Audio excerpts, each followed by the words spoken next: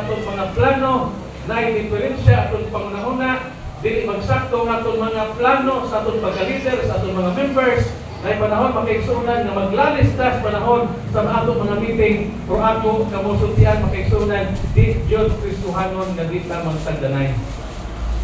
In other words, tagdanay ragyuta umanta lalis. Amen? Amen.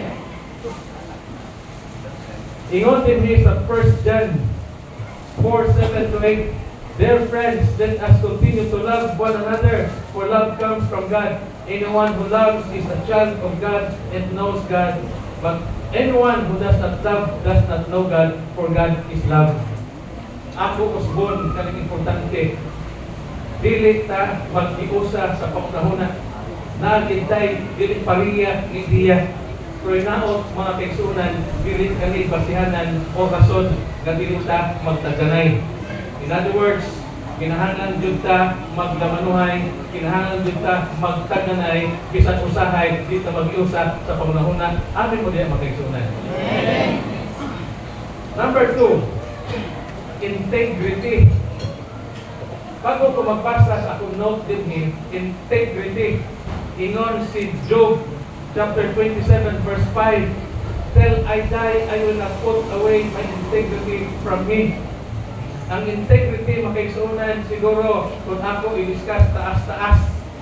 Pero ang pinakasayon nga pag una-una sa ginatawag integrity, kung unsay imo gisulti, kung unsang imo panguna-una, kung unsay imo na gawas imo bakbak ang mga pulong, barugina.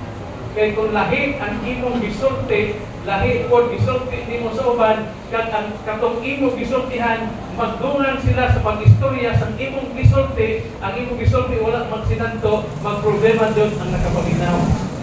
So i-question nila ang ato ang ginatawag integrity.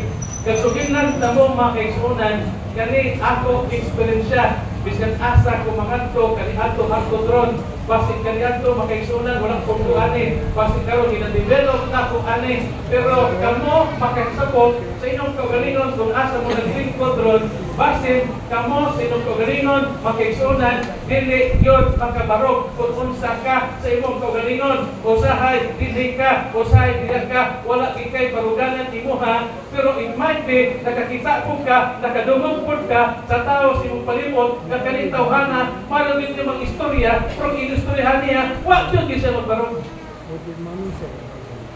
Ang matabo makaigsunan, Mr. Magwali, di ka na inaw. Kaya dahil ang iyang ilustoryahan, dahil ang iyang pinabuhi. So for me, that's the way I will define what is integrity. Tapos makaigsunan na example, kaya pag pangutan mo na ako, lahi ako tubag, pangutan na sa uban, lahi ako tubag, tinubagan makaigsunan, dito sa pikas lahi, dito sa pikas lahi, apan ang tao sa itong palibot, dili na sila ingon, dati sila kasabot, kung kinsa ka, kay ikaw, nakibalo, kung kinsa ko, kay sige mo kuyog nako, sige mo kuyog ninyo, ako po nakasabot, kung kinsa mo, kung na tingali sitwasyon, usahay, nga makadjudge na pinagi sa isyo, apan makaigsunan, kung kinsa ta, kung ulsa ta, kung ulsa ta makakita nato, mao po nang pag-define nila sa itong kinabuhi. Muna, sa itong kinabuhi, na kay amigo, kung nasabtan mo kanyang amigo na ko, kanyang student, sa iyong pangitin, hindi mo, kay kabalutan kung kinsa siya.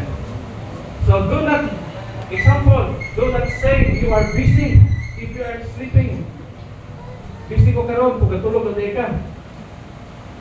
Kung sa naaka sa trabaho, do not apply sick leave if you are not sick. Do not hide the truth just to protect yourself from blame. One time sa akong anak, doon apply na ko, dahil panahon yung mabunalan din ko, pamunal ko makaigsunan.